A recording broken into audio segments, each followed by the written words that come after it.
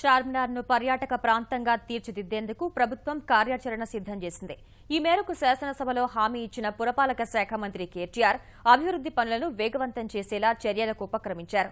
Mayor Bonthu Rammohan Hyderabad మహానగరపాలక సంస్థ ఉన్నతాధికారులతో కలిసి చార్మినార్ ప్రాంతంలో కలియదిరిగారు. పాదయాత్రగా పరిశీలించిన మంత్రి కేటీఆర్ అధికారులకు పలు సూచనలు చేశారు. 6 నెలల్లో పాదచారుల ప్రాజెక్టును పూర్తి చేయాలని ఆదేశించారు. పర్యావరణ ఇబ్బందులు తలెత్తకుండా చార్మినార్ పరిసరాల్లో బ్యాటరీ వాహనాలు ఏర్పాటు చేస్తామని మంత్రి వివరించారు. చార్మినార్ మరమ్మతులు త్వరగా పూర్తి చేసేలా పురావస్తు అధికారులతోనూ చర్చిస్తామని కేటీఆర్ స్పష్టం చేశారు.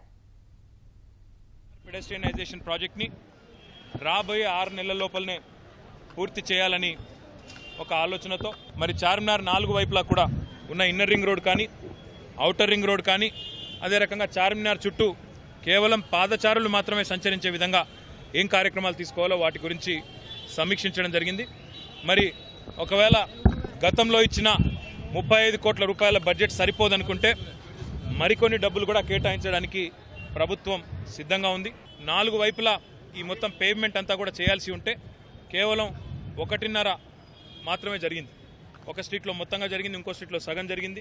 ఇక మిగతా 3 చోట్ల కూడా చేయాల్సి ఉంది. దాన్ని కూడా చేస్తాము. దాంతోపాటు ఈ చుట్టూ ఉన్న షాప్స్ అన్నిటికీ సంబంధించి బోర్డ్స్ ఏవైతే మొత్తంగా మార్చి ఆకర్షణీయంగా జీహెచ్ఎంసీ ఆధ్వర్యంలోనే యూనిఫామ్ బోర్డ్స్ ఏవైతే పెట్టాలో వాటిని కూడా తప్పకుండా పెడతాము. ఈ కార్యక్రమాలన్నింటినీ కూడా 6 నెలల్లో పూర్తి చేస్తామనేది ఒక లక్ష్యంగా పెట్టుకున్నాం. సర్దార్ మహల్లో ఇప్పుడున్న సౌత్ జోన్ జీహెచ్ఎంసీ కార్యాలయం ఏదైతే ఉందో దాన్ని కూడా ఇక్కడ నుంచి తరలిస్తాం.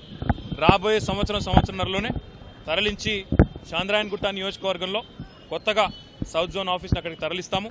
సర్దార్ మహల్ ఇప్పుడు ఎక్కడైతే ఉందో సర్దార్ మహల్ను ఒక ఆకర్షణీయ మంచి చార్మినార్ చరిత్రను పాత బస్తీకి ఒక మంచి అట్రాక్టివ్ సెంటర్గా వచ్చిపోయే పర్యాటకులకు దాన్ని మలుస్తాము. దాని ప్రతిపాదనలు కూడా పంపాలని చెప్పి జీహెచ్ఎంసీ కమిషనర్ గారికి ఇప్పుడే సూచించడం జరిగింది.